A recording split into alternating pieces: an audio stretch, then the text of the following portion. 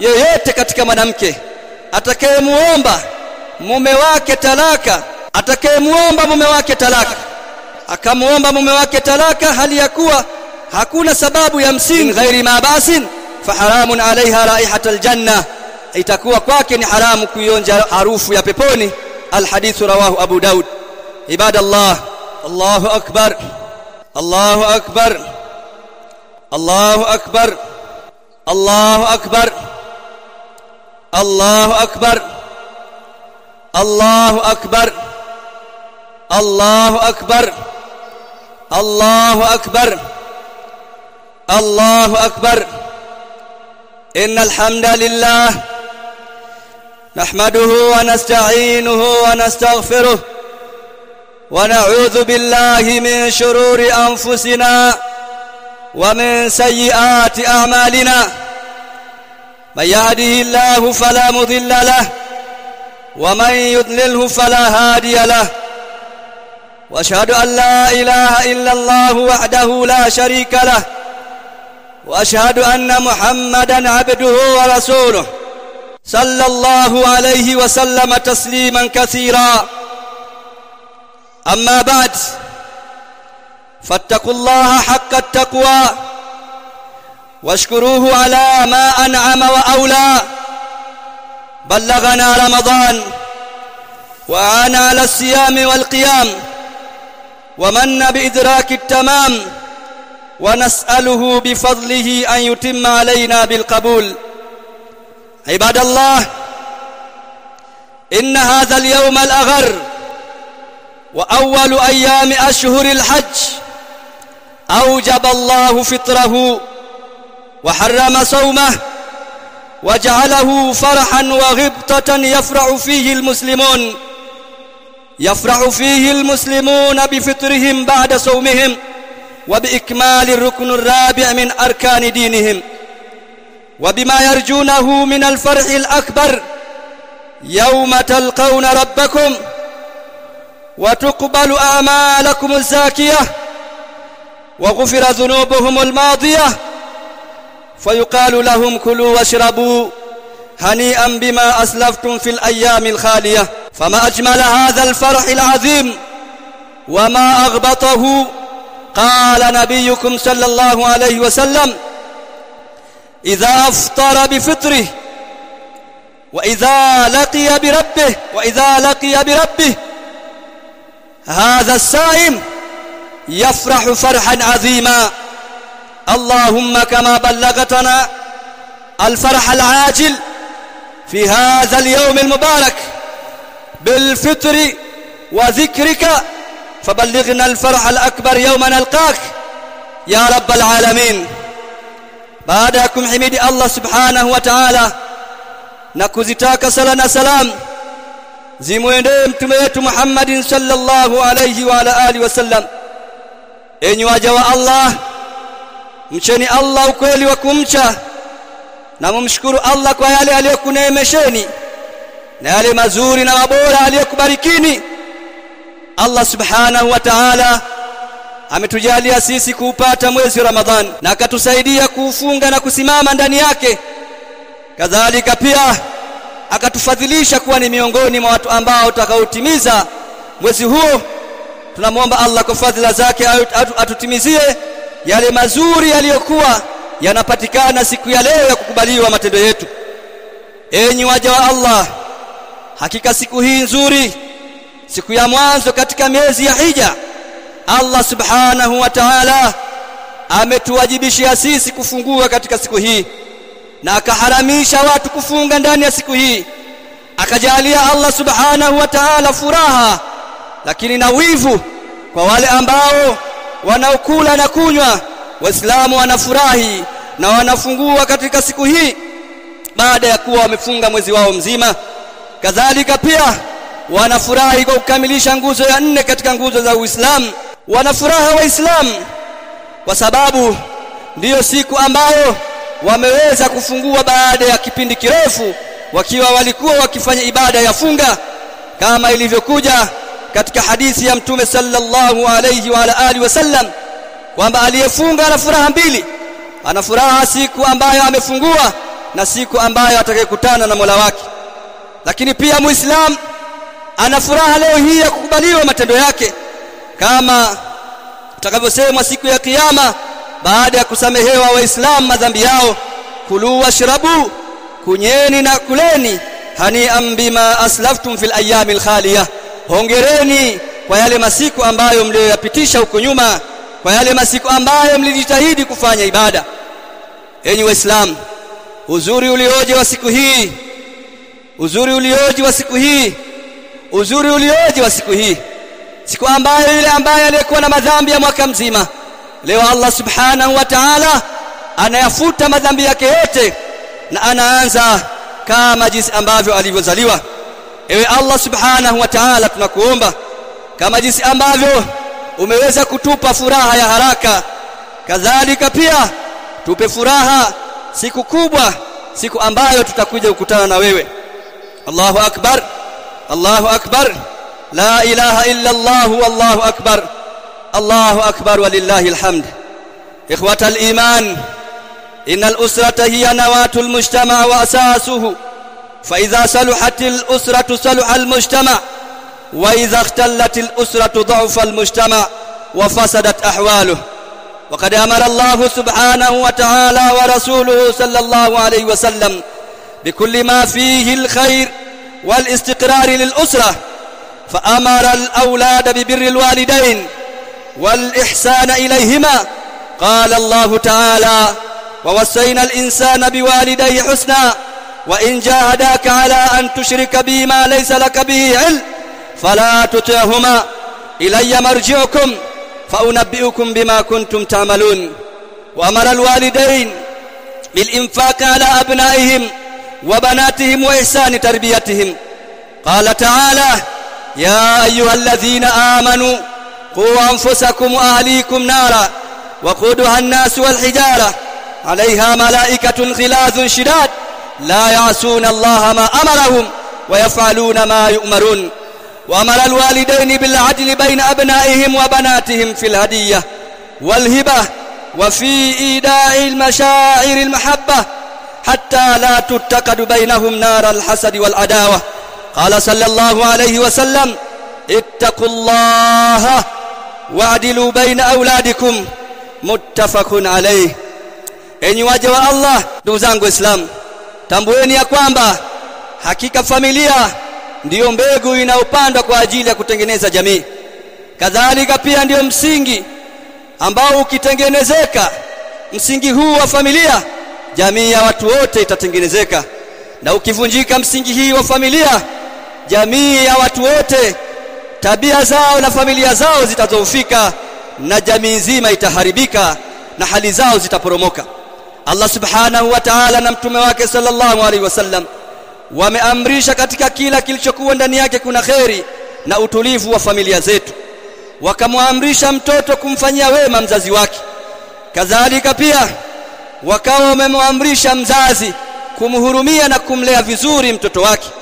Allah subhanahu wa ta'ala anasema: wawasaina al-insana biwalidayhi husna, na kwa hakika tulimuhusia mwanadamu awafanyie wazazi wake wawili matendo yaliyokuwa mema, lakini wakimlazimisha kufanya yaliyokuwa mabaya, kumshirikisha Allah subhanahu wa ta'ala na mambo mengine na watu wengine asiyekuwa yeye, mambo ambayo yeye hana elimu nayo, asiwatii wazazi hao. Kwa Allah subhanahu wa ta'ala ndiyo marejeo yenu, kisha Allah atakufahamisheni yale ambayo mliokuwa mkiyafanya. Kadhalika katika jambo zima la mzazi kumsimamia mtoto wake, Allah akasema: ya ayyuhalladhina amanu, enyi ambao mlioamini, qu anfusakum wa ahlikum nara, okoeni nafsi zenu na nafsi za watoto na nafsi za wake zenu na watu wa majumbani kwenu na moto wa jahannam, moto ambao kuni zake ni watu na mawe.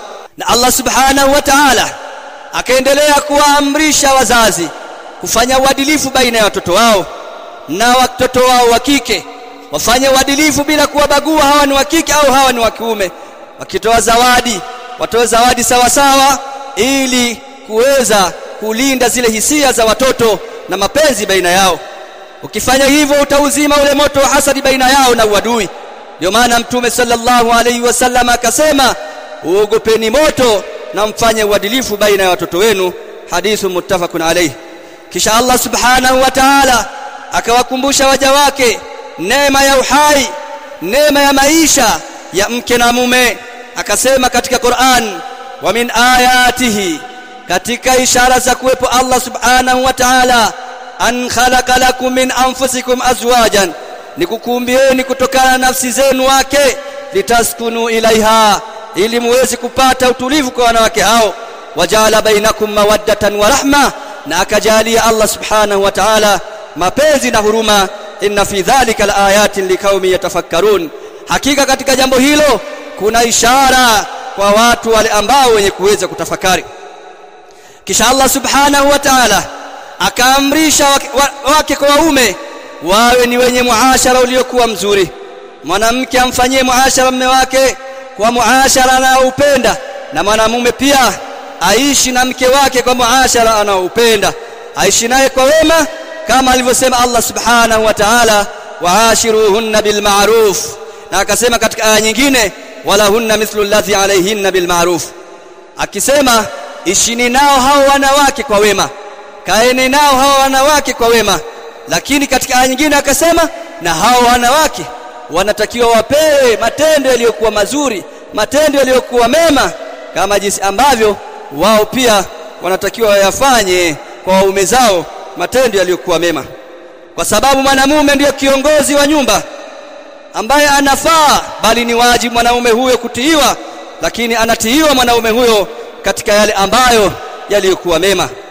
Kisha Allah subhanahu wa ta'ala akamkataza mwanamume kumchukia mkewe aliyekuwa Muislamu, na ikiwa mwanamume ataona kwa mke wake kitendo kisichokuwa kizuri, akumbuke yale mema ambayo aliyokwisha fanyiwa na huyo mwanamke, na akumbuke ya kwamba Mtume sallallahu alayhi wasallam anasema, la yafrak ay la yubghidu mu'minun mu'mina, asimchukie muumini wa kiume muumini wa kike, in kariha minha khuluqan radiya minha ghayrah, ikiwa atachukia kutoka kwa huyo mwanamke tabia fulani, akumbuke ataridhia kutoka kwa mke huyo tabia nyingine. Hadithu rawahu Muslim.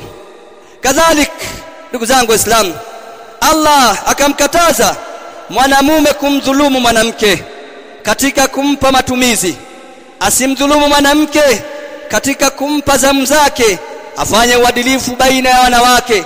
Ikiwa wanawake wawili, basi vile anavyotoa matumizi huku atoe na matumizi kule sawa sawa, kama alivyosema Mtume sallallahu alaihi wasallam, man kanat lahum ra'atan, yule ambaye atakayekuwa na wake wawili, famala ila ihdahuma, kisha akamili kwa mmoja wapo, jaa yaumal qiyamah wa shiqquhu ma'ilun, atakuja siku ya kiyama bega lake likiwa limevunjika, limepinda, anatembea kama kilema.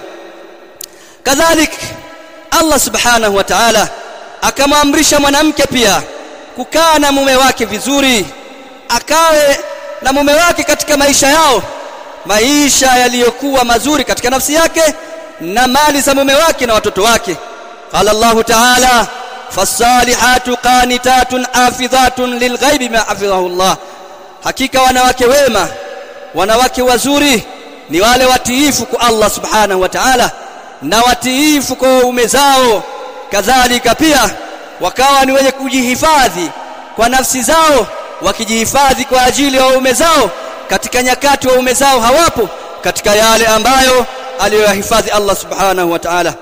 Kadhalika pia Allah subhanahu wa ta'ala akamtahadharisha mwanamke kuomba talaka bila sababu ya kisheria, sababu inayokubalika inayopelekea yeye kuomba talaka.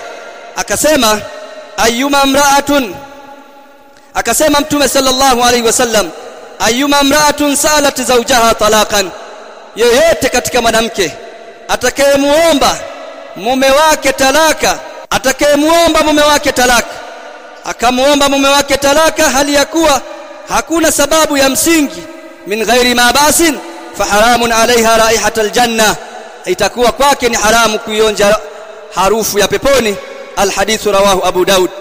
Ibadallah, innal usrata alyawm muhatatun bikathirin min alakhtar allati tuhaddidu istiqraraha wa najahaha fi ada'i risalatiha, wa min tilka almakhatir تقصير الزوج في واجباته كعدم الإنفاق وكثرة الغياب عن البيت من غير ضرورة، وإساءة العشرة بالعنف، وسلاطة اللسان والتحقير، وكثرة الشكوك وإساءة الظن من غير مبرر، ولا غير ذلك من مساوئ الأخلاق. Enyi waja wa Allah, hakika familia zetu za sasa zimezungukwa na mambo mengi ya hatari, ambayo mambo hayo yanazivunja hizo familia na yanaondoa utulivu wake na kule kufaulu kwake na kutekeleza ule ujumbe wake. Katika hayo mambo ya hatari ni lile jambo la huyu mwanamume akiwa ana tabia ya kuvunja yale ambayo yaliyokuwa wajibu kwake, kama vile kutokumhudumia mke wake na familia yake. Akaishi katika mazingira ya kuhudumiwa na mke ndio atembee, mke ndio asafiri, mke ndio ashinde sokoni, analeta chakula, mwanamume anashinda kahawani. Jambo hili ni katika mambo yenye kuvunja familia. Ukifanya hivi ukaona ni jambo dogo, utakuta watoto zako wanaharibika, utakuta familia yako inaharibika, na wakati mwingine ukamkosa mke wako. Lakini jambo hilo sio moja tu, bali wanamume wana tabia ya mdomo mchafu, kuwatukana wake zao. Pamoja na kwamba wanahudumiwa, wanasaidiwa, wanawatukana wake zao, wanawadharau wake zao, wanawaona kwamba hawafai, baada ya kuwa wanawake hao wamekuwa wakijichafua wao wenyewe kwa ajili ya kupanda magari na kushinda masokoni, wakakosa muda wa kujisafisha na kujiremba kwa ajili ya waume zao. Lakini si hilo tu, katika hayo ikatokea ndani yake wingi wa mashaka, kumshakia mke wake kwamba kwa sababu ameshika pesa, huo ni wakati sasa wa yeye kumdhulumu mume wake, kwamba ni wakati wa yeye kutembea na wanaume wengine. Jambo hilo ni jambo baya, ni jambo ambalo Mtume sallallahu alayhi wasallama amelikataza. Kadhalika pia min asbabi inhidami al-usra, katika sababu za kuharibika na kuvunjika familia, nushuzul mar'atu an ta'ati zawjiha wa takabburiha 'anil qiyam bil khidmati allati yaqumu biha amsaluha fil buyut. Katika sababu za kuvunjika familia zetu ayuhal muslimun, ni kule wanawake kuwa na tabia ya kutokuwatii waume zao, na wanawake kuwa na viburi, jambo ambalo linawafanya wasisimamie zile haki zao ambazo Allah subhanahu wa ta'ala aliweka juu yao. Wanatakiwa wahudumie waume zao kama jinsi ambavyo wanawake wengine huwa wanahudumia waume zao katika majumba yao. Katika sababu pia za kuvunjika familia ayuhal muslim, adamul inayati waridha bima qasama Allah, ni huyu mwanamke kutokuridhika ya kile ambacho alichomgawia Allah subhanahu wa ta'ala. Wanawake hawa wanaingia katika mitandao ya kijamii, wanaona wanawake wenzao walivyokuwa wameendelea, au wanaangalia mitaani jamii zao, wanawake zao walivyokuwa wanapata, wanafaidika. Hawa wanawake wanatamani kuishi zaidi ya vile ambavyo mume wao au waume zao wanaweza, wakiwalazimisha waume zao kuwapa yale ambayo wasioyaweza, jambo ambalo linapelekea kuvunjika familia. Katika sababu za kuvunjika familia pia ni jambo la kuchati wanawake na wanamume wasiokuwa wa kwao, au wanamume kuchati na wanawake wasiokuwa wa kwao kwa kisingizio kwamba ni mchumba, au kwa kusingizio kwamba kesho tutakuja kuoana, na mfano wa mambo kama hayo, jambo ambalo linapelekea kweli kwenye ndoa baadaye, au mara nyingi huwa linapelekea katika uzinifu, jambo ambalo mwisho wa siku hawa watu ima watazini, au hii ndoa ya huyu mwanamume aliyekuwa na mke itabomoka kabla ya kuingia katika ndoa nyingine. Hakika ndugu zangu Waislamu, shaitani wa kibinadamu na shaitani wa kijini huwa wanamchangamkia sana mwanamke katika pale ambapo wanapomuona ameanza kuwa muovu katika nyumba yake. Dunia sasa hivi inapomuona mwanamke ameanza kuwa muovu katika nyumba yake, inamchukua huyu mwanamke na kumpa mambo mazuri mazuri na kumpa tamaa nzuri. Kuna vikundi mpaka vya kuwasaidia wanawake waliokuwa wajane, wanawake walioashika, na kuwachukua watu wengine na kuwapeleka katika nchi nyingine, nchi za kimagharibi. Lengo ni kumfanya huyu mwanamke eti aishi maisha mazuri, aishi maisha ya kujitawala, kwa sababu wanamume ndio ambao wanawadidimiza wanawake. Jambo hilo ni jambo baya.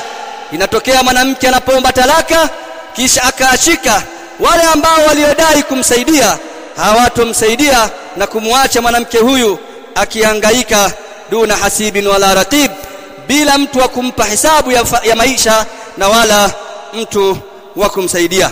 Fala nisa'il muslimat ayaina khatara hadhihi da'awat alayhinna fi ad-din wa ad-dunya, ni juu ya waislamu wa kike wajitahidi kufahamu hizi hatari na haya malinganio ambayo yapo katika mitandao duniani na yapo katika makundi tofauti tofauti ambayo mwisho wa siku yanawaharibia dini yao na dunia yao. Allahu akbar, Allahu akbar, Allahu akbar, la ilaha illa Allah, Allahu akbar, Allahu akbar walillahi alhamd. Ayuha an-nasu ibadallah, hafidhu ala baytina al-kabir wa huwa hadha al-watan at-tanzani al-mubarak, wa dhalika bis-sam'i wat-ta'ati liwulati amrina bil ma'ruf wa luzumi jama'at wa tarbiyat al-usrati ala tawqir wulati al-umuri wad-du'a lahum, fa inna hadhihi at-tarbiyatu tazidu min wala'ihim liqiyadatihim wa hirsihim ala masalihihim وحرصهم على مسائل وطنهم، وتقطع الطريق على من يحاول زرع بذور الفتنة بين الراعي والرعية. ولنحذر من المناهج الخارجية التكفيرية ومن المناهج الداعية إلى الإلحاد والإباحية والشذوذ والمخدرات، فإن الغلو والانحلال كلاهما خطر عظيم يفسد الدين والاستقرار. Enyi watu waja wa Allah, hifadhini nyumba yetu kubwa, nayo ni nyumba hii, nchi yetu ya Tanzania iliyobarikiwa na Allah subhanahu wa ta'ala, na tutaihifadhi kwa kuwasikiliza viongozi wanaoitawala nchi yetu, kuanzia mama yetu Mama Samia, Allah muhifadhi, na wasaidizi wake, na kuwatii watu hawa katika mambo yaliyokuwa mema, na kujilazimisha na jamaatul muslimin, na kulea familia zetu katika kuheshimu viongozi wetu na kuwaombea dua zilizokuwa nzuri. Hakika malezi haya ni malezi ambayo yanayozidisha katika familia na vizazi juu ya kuwapenda hawa viongozi na kupupia juu ya maslahi ya nchi yetu, kupupia juu ya amani ya nchi yetu. Hakika amani ya nchi ni jambo lililokuwa kubwa zaidi. Hakuna ibada, hakuna ibada, hakuna kusoma, hakuna utulivu bila ya amani ya nchi. Pale ambapo amani ya nchi itakuwepo, ndipo utulivu na ibada zitaendelea, na haiwezekani kupatikana amani ya nchi isipokuwa watu watakapomheshimu kiongozi na kuheshimu wale viongozi wanaomfuata. Tukifanya hivyo, ndugu zangu Waislamu, tutakata njia zote za wale ambao waliokaa tayari kwa ajili ya kupanda mbegu za fitna za kuwatofautisha baina ya viongozi na wale ambao wanaotawalia. Kisha ndugu zangu Waislamu, tutahadhari na hizi njia za khawarij, watu wenye kufurishana bila sababu za msingi. Kadhalika pia tutahadhari na njia za bid'a, kadhalika pia tutahadhari na njia za kikafiri, kadhalika tutahadhari na njia za ushoga, kadhalika pia tutahadhari na njia za madawa ya kulevya. Hakika mtu yeyote atakayefanya ghuluu katika mambo haya niliyoyataja, au akawa amefanya kitendo cha kutengeneza mazingira ya kuuza madawa ya kulevya au bangi au pombe, akatusababishia mmomonyoko wa maadili, kitendo hichi atakuwa amefanya kitendo kikubwa chenye kuharibu dini ya Allah subhanahu wa ta'ala, lakini pia kitendo hichi kitakuwa ni kitendo chenye kuharibu utulivu.